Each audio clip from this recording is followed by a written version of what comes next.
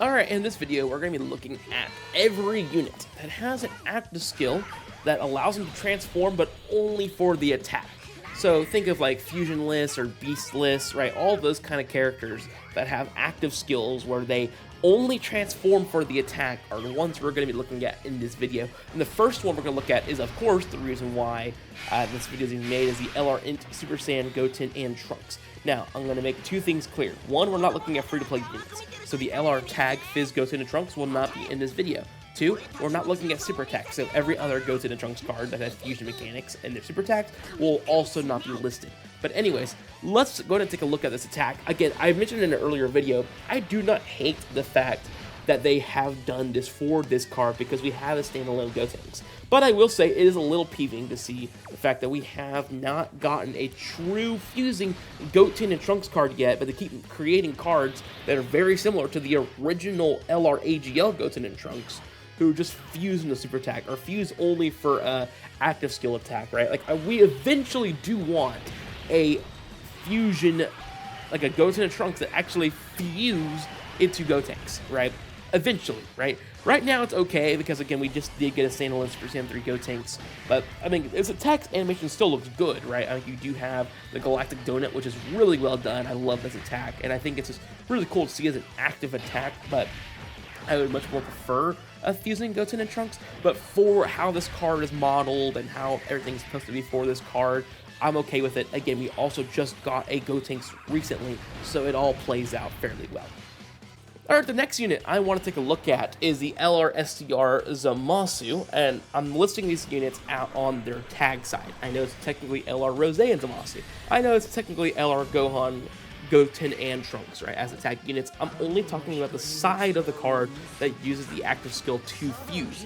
So we're looking at the Zamasu, who does the fusion into Fusion Zamasu for only the attack, and that's it, right? Unlike Goten and Trunks, this is a bit more criminal because our last Fusion Zamasu card that's not corrupted was 2022, and we have yet to have a true fusing Rose and Zamasu card. Yes, this AGL Zamasu is a fusing card per se, but it's not a real, you use Rose and Zamasu and then they fuse into Fusion Zamasu, right? It has not happened yet. I'm really looking forward to it eventually to happen, but yeah, the active skill attack is a little underwhelming as well, right? Like, if they were going to do this, right, like make them not fusing but include Fusion Zamasu, at least put some effort into it. Yeah, like, it looks good, but if you compare this to the LR Int Fusion Zamasu's attack that is very similar to this, they look almost frame by frame the same, minus the fact that he has this close-up where his eyes are also glowing red.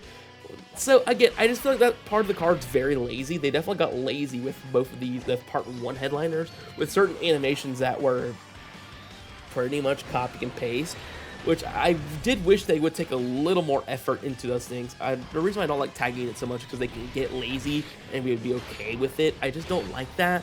But again, if you're gonna do a fusing active skill, at least put some effort into it, right? There is some smoothness to it, there is some like good frames, but a lot of it is just rinse and repeat what we saw on the Int Fusion Zamasu card. And the next unit we're going to look at is the LR STR Super Saiyan Blue Goku. And unlike the Zamasu, right, yes, they are not fusing. Yes, they are very repetitive with these two, especially because we got the Blues 2 years ago, just about, with the AGL Vegito Blue. But at least with their fusion animation, there is a lot of unique shots, frames, and higher quality animation, right? The beginning of it is somewhat similar, but like when he busts out the sword, and then he has the light contrast next to his face, and then he also, like, it's a whole Dokkan original sequence, right, for the card, but it allows it to feel fresh and unique for him, compared to Fusion Zamasu, who is not fusing and also has a copy and paste animation.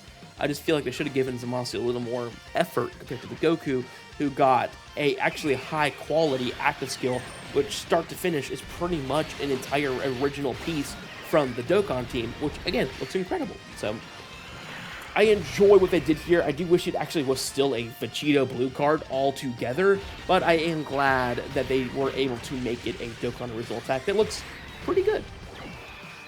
Alright, the next unit we're going to look at is the LR Fizz Fraudhan. He is notorious for this active skill that transforms and you're not able to use the B side due to how everything led up to it, of course. But yeah, I mean, it's still a great animation. Let's call a spade for just a second. Yes, it was very unhyped to see what we thought was a transforming Beast Gohan quickly turn into an Ultimate Gohan that's Beast for 5 seconds and then goes back to Ultimate Gohan. But the quality of this animation actually is incredible. The problem is it's too good that everyone complains that it looks just like copy and paste. You throw the anime into the game, which is why I enjoy what they started to do recently, right? Not that I don't think the animation looks good, but I do enjoy that Dokkan is really trying to make a statement out there. Like, we're not just a team that can faithfully recreate scenes from the anime and that's it. We can do it even better, which the Super Saiyan 4 Gogeta shows us how talented this animation team really is and what they can be when they have the budget, the resources, and the time for it, which makes Gogeta feel like such a high quality present to all of us that we all got to enjoy.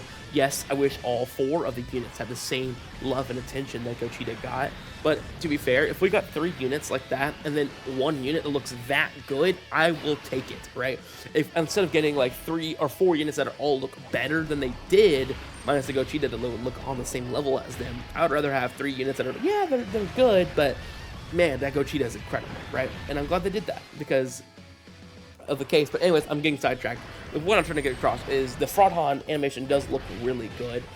Again, too good to the extent that people complain that it looks copy and paste to what the anime was, but I do enjoy the animation still, even though he wasn't a true transforming Beast guy. Another unit who also transforms in their active skill only is the Int Super Saiyan Daima Goku. We know this because if you look at his category list, he goes to Power Beyond Super Saiyan, so which means the only attack that could ever happen on is the Kamehameha he launches and then powers up when he's doing the final burst. You also know this if you watch Daima, you will see him shoot the Kamehameha and then he quickly powers up to Super Saiyan 2 and then finishes off Tamagami with the punch and he calls it good. So, I mean, it's the only attack that would make any sense for Daima Goku to power up to Super Saiyan 2 anyways, but it is cool that they included him on Power Beyond Super Saiyan as well due to that. There's a lot of cards in this game that power up into Super Saiyan 3 or Super Saiyan 2 in attacks and not get included on Power Beyond Super Saiyan. So I don't really know the reason for that. I guess they just pick and choose what units they really want on the category, but it is pretty cool to see this Daima Goku get the category for going Super Saiyan 2 for like 3 seconds and then just finishing the attack, and that's all. But yeah, Daima Goku is also one of those units who does transform in the attack, but that's it. Goes back to Super Saiyan, and you call it good. The Teq Gods are probably one of the most notorious units to have this mechanic, though. But not a lot of people complain because he was paired with the Super Saiyan 4 Gogeta. But not only that, this was the first time the Teq Gods were in the game all together. So it was pretty hype regardless if they fused into Vegito Blue or not, since there was a lot of fresh animations that we have not seen in the game at all yet. So it was pretty cool to see the Gallic Kamehameha and the intro animation and the transformations and all of that, but their fusing into Vegito Blue is still pretty cool that they included it into the card. It allows them to do the whole Stardust Breaker, I guess the Stardust attack, I guess not even Stardust Breaker, I don't even know what that attack is actually called, but where he shoots all the blasts and then he shoots the Stardust into that and the explosion happens. But it's still pretty cool to see what they did with this card, and again, but they are on this list because they only do go to Vegito Blue for the active attack, and that's it. And then they go back to the blues once it is completed, and you continue playing the game with just the blues.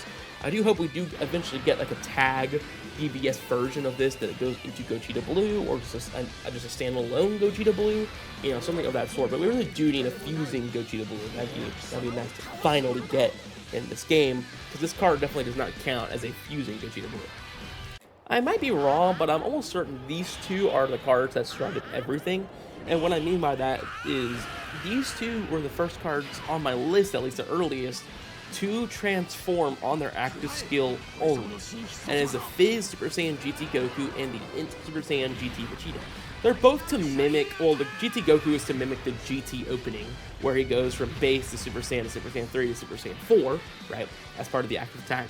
And then they make Vegeta Sai do the same thing, even though, he's not a part of the intro with those same animations, but they did that just so that he could have the same representation. But both of these cards are only Super Saiyan, and they don't transform into Super Saiyan 4 once it is completed.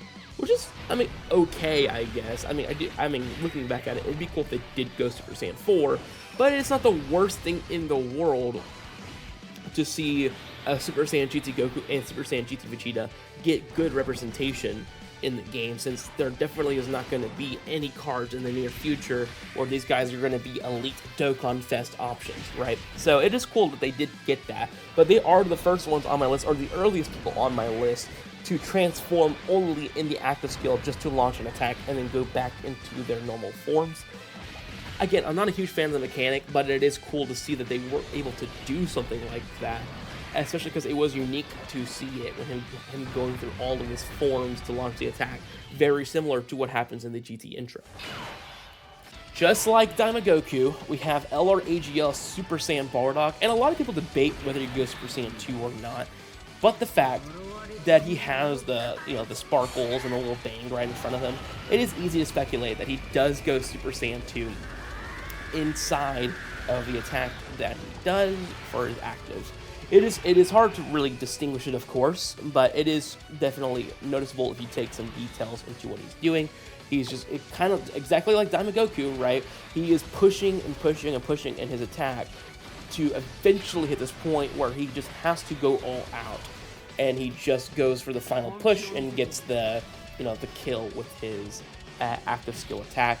But unlike Goku, they did not give him power beyond Super Saiyan, so you could argue, are we sure that he goes Super Saiyan 2, or is he just, is he just a stronger form of Super Saiyan with more electricity and stuff? Because they do at times depict Super Saiyan with electricity, so it's not the biggest thing in the world, but it is something to note, the fact that I would consider this a transforming active skill, for only the active skill, since it does seem like he is going Super Saiyan 2 in this attack. The final units we're going to be looking at is the LR tag Kale and Caulifla, when the Kale goes into her Berserk form, right, but only for the attacks. Otherwise, you never get to use the Berserk Kale, you only use the Super Saiyan 2 Kale, which, honestly, I kind of wish that we got to use the Berserk Kale. Berserk Kale to me is just much cooler, and you get more raw animations out of it versus Super Saiyan 2, which is, I mean, it's alright, but like, you cannot tell me when you look at Super Saiyan 2 Kale's active skill, where she goes berserk, and they have all those crazy animations in the close-up and all that stuff, you cannot tell me when you look at those high-quality animations of Berserk Kale that you would much rather use the Super Saiyan 2 version of her rather than the Berserk version. So, that's just me, but yeah, it does suck that both of these guys, or both the animations, include Berserk Kale, with just Berserk Kale showing up, and that's it. Berserk Kale's unplayable in this card. And clearly even worse that they just don't fuse at all, right? Like, why this card is not a tag Kale and Caulifla into Kefla is beyond me. I guess they're going to work on getting us a standalone Kefla soon, which is fine, but it is just a little weird that they would separate them when this seems like a slam dunk carnival pick if you include Kefla for the card. But let me know what you guys think in the comments below.